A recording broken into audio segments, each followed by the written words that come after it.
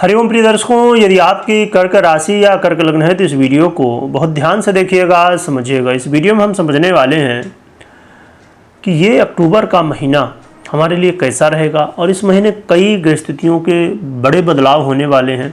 तो अच्छे बुरे क्या परिणाम देंगे, क्या उपाय करने होंगे, आपकी फाइनेंशियल स्थिति कैसी रहने वाली है, शेयर मार्केट हो या आप सेविंग करना चाहते हो या आप गोल्ड में इन्वेस्ट करना चाहते हैं, एसआईपी करना चाहते हैं, म्यूचुअल फंड वगैरह या टैक्स सेविंग या जो भी आपके फाइनेंस की क्या स्थिति रहेगी वो भी हम समझेंगे।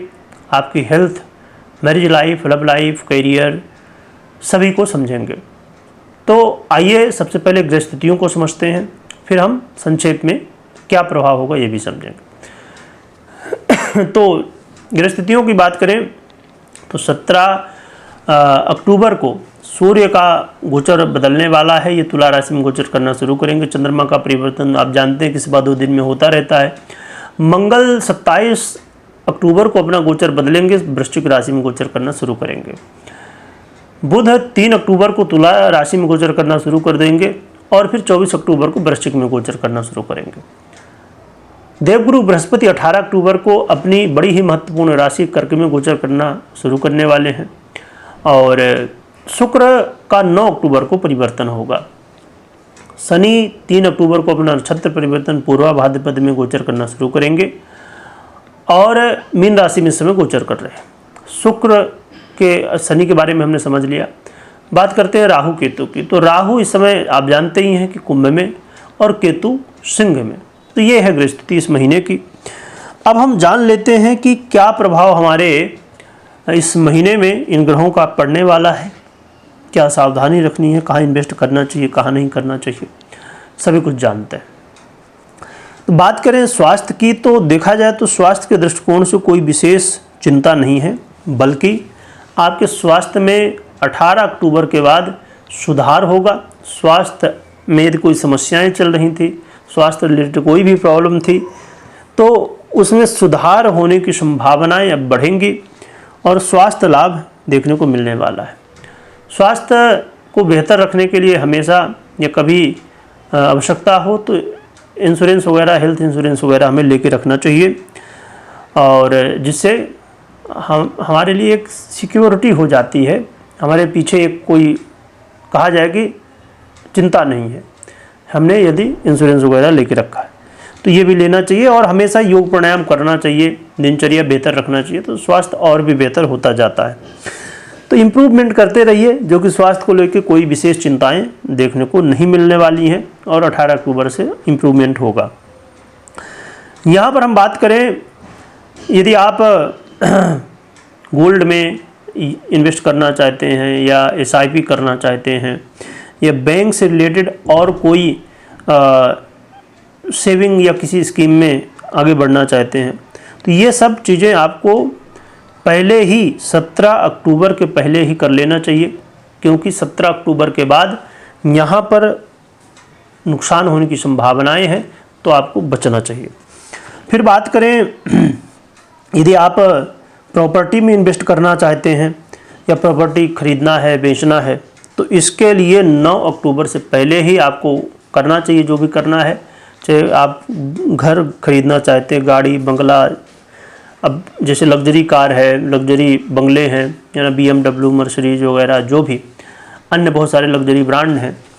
तो यदि आप कुछ भी करना चाहते हैं प्रॉपर्टी या गाड़ी वाहन से संबंधित या कोई भी लग्जरी से संबंधित कोई भी चीज़ खरीदना है या बेचना है, तो आपको 9 अक्टूबर से पहले ही करने की कोशिश करनी चाहिए, क्योंकि 9 अक्टूबर के बाद नुकसान होने की संभावनाएं यहाँ पर देखने को मिल सकती हैं, तो आपको ध्यान रखना चाहिए। बात करें जो लोग शेयर मार्केट से संबंध रखते हैं, शेयर मार्केट वगैरह में इन्वेस्ट करना चाहते हैं, उनके लिए ये समय अच्छा है। खासकर जब मंगल आ जाएंगे यहाँ पर 27 तारीख से आ जाएंगे आपके वृश्चिक में, तो और भी बेहतर स्थितियाँ हो जाएंगी और 27 तारीख के बाद का समय ज़्यादा बेहतर है शेयर मार्केट में इन्वेस्ट करने का। और चाहे आप SIP करना चाहते हो म्यूचुअल फंड वगैरह में, तो इसकी संभावनाएं बढ़ेंगी कि अच्छे रिजल्ट आपको आगे मिल सकते हैं। यहाँ पर हम बात करें कि ये विद्यार्थियों के लिए भी बहुत अच्छा समय रहने वाला है। विद्यार्थियों के लिए एक ऐसा समय है कि अपने विद्यार्थी जीवन में एक आप दिखा सकते हैं कि हाँ मैं पढ़ता हूँ, लिखता हूँ, मेहनत करता हूँ, यानी आपकी मेहनत दिखेगी, आपके मान सम्मान में भी वृद्धि होगी, आपके विद्यार्थी जीवन में अच्छी ग्रोथ देखने को मिलने वाली है। तो एजुकेशन सेक्टर में एक अच्छी ग्रोथ देखने को मिलेगी। या आप एजुकेशन सेक्टर से संबंधित काम भी करते हैं, टीचर हैं, आपकी स्कूल है, कॉलेज है, या आप किसी भी तरह यहाँ से रिलेटेड काम करते हैं, तो यहाँ पर आपको अच्छे परिणाम देखने को मिल सकते हैं। तो बहुत अच्छा है विद्यार्थियों के लिए। बात करें लव पार्टनर के लिए, तो लव पार्टनर के लिए थोड़ी सी चिंताएं जरूर रहेंगी क्योंकि शुक्र पीड़ित होने वाले हैं।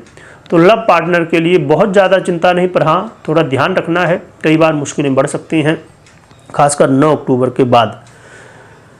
इसके अलावा हम बात करें जो लोग बिजनेस करते हैं और लोन वगैरह लेना चाहते हैं, तो लोन वगैरह यदि लेना है या लोन पहले से है उसे चुकाना है, तो उसके लिए 18 अक्टूबर के बाद अच्छा समय रहने वाला है। तो इस समय आप चुकाने का प्रयास कर सकते हैं, या लोन लेना है तो 18 अक्टूबर के बाद लोन वगैरह ले सकते हैं। और यहाँ पर आपके जो शत्रु हैं, यदि शत्रु बाधाएं बहुत ज़्यादा जीवन में हैं, तो आपके शत्रु भी 18 अक्टूबर के बाद मित्र बनना शुरू कर देंगे और आपकी शत्रु बाधाएं भी दूर होंगी। कर्ज से, लोन से मुक्ति मिलने की संभावनाएं बढ़ेंगी। बात करें व्यापारियों की, यदि आप बिजनेस करते हैं तो बिजनेस के लिए बहुत बढ़िया है। बिजनेस में ग्रोथ इस समय देखने को मिलेगी। बिजनेस में खासकर 18 अक्टूबर के बाद बिजनेस में सुधार, बिजनेस में लाभ की स्थितियाँ, ग्रोथ देखने को मिल सकता है। तो अच्छा है यहाँ पर। और दाम्पत्य जीवन के लिए सामान्य स्थिति कही जाएगी, पर हाँ बहुत चिंता की बिल्कुल आवश्यकता नहीं। यहाँ पर सुधार होने की ज़्यादा आवश्यकता है, यानी कि हमें सुधार ये करना है, यदि हम खाली प्रेम भावना को ठीक ठाक रखें, यदि कोई गलत निर्णय ना लें, तो मैरिज लाइफ में भी सुधार होगा और बेहतर स्थितियाँ बनेंगी। तो मैरिज लाइफ में भी अच्छी स्थितियाँ देखने को मिल सकती हैं, पर शुक्र पीड़ित हो रहे हैं 9 अक्टूबर से, तो इसका प्रभाव जरूर कहीं ना कहीं पड़ेगा, तो आपको सावधान थोड़ा रहना होगा।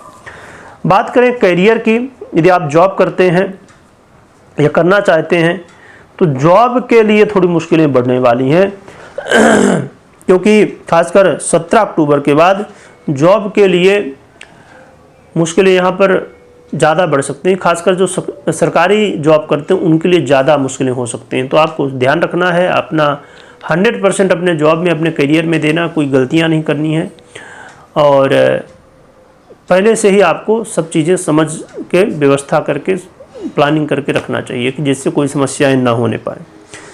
तो जॉब में विशेष सावधान रहना है आपको, और कोई प्रॉपर्टी में इन्वेस्ट करना, खरीदना बेचना है, वहाँ पर विशेष सावधान रहना है।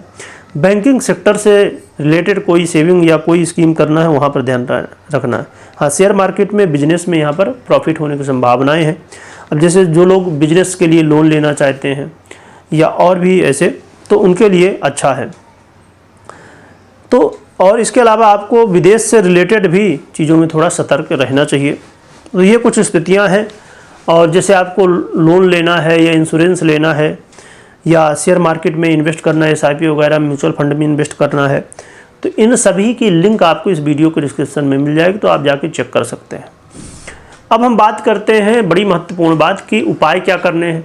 तो एक तो ये उपाय कि आपको, अभी हमने बात की शेयर मार्केट या सभी विषयों की जिसकी भी हमने बात की, इन सभी के जो एडवाइज़र हैं, है ना, जो जानकार लोग हैं, उनकी सलाह लेने के बाद ही कोई निर्णय लीजिए। मात्र इस गोचर के ग्रह गणनाओं के अनुसार ही खाली निर्णय हमें नहीं लेना चाहिए। और आपकी अपनी पर्सनल कुंडली को भी आप विश्लेषण करें या तो करवाएं, इसके बाद ही निर्णय लीजिए। मात्र गोचर के आधार पर हमें निर्णय नहीं लेना चाहिए, क्योंकि गोचर आधा प्रभाव अधूरा देता है और अधूरा प्रभाव कुंडली, यानी दोनों को जब देखा जाए तभी हमें चीज़ें क्लियर हो पाती।